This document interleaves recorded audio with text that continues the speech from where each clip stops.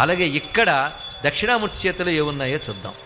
ఆయన చేతిలో పైనుండి వస్తే ఒక చేతిలో ఆయన వీణ పట్టుకుంటాడు. వీణా దక్షిణామూర్తి.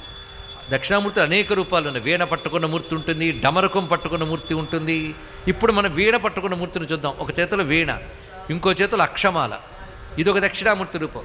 ఇంకో దక్షిణామూర్తి రూపం ఎలా ఉంటుందంటే, ఒక చేతిలో అక్షమాల పట్టుకుంటాడు, ఇంకో చేతిలో అమృత కలశం పట్టుకుంటాడు. అక్కడ అమృత కలశమే. ఇది విద్య అమృతం అని చెప్పుకున్నాం కదా. అది ఒక చేతిలో అమృత కలశం పట్టుకుంటాడు, ఒక చేతిలో అక్షమాల పట్టుకుంటాడు. అక్షమాలు ఏంటో ఇందాక చెప్పుకున్నా, ఆ నుంచి క్ష. మరి దక్షిణామూర్తి అంటే విద్యల దేవుడు కదా.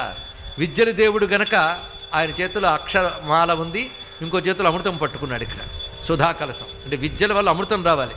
అమృతం అంటే మనం ఇందాక చెప్పుకున్నాం, అమృతం అంటే ఆనందం, అమృతం అంటే శాశ్వతం, అమృతం అంటే తిండి కూడా. విద్య వల్ల తిండి కూడా వస్తుంది కదా. మీరు ఎలా చెప్పుకున్నా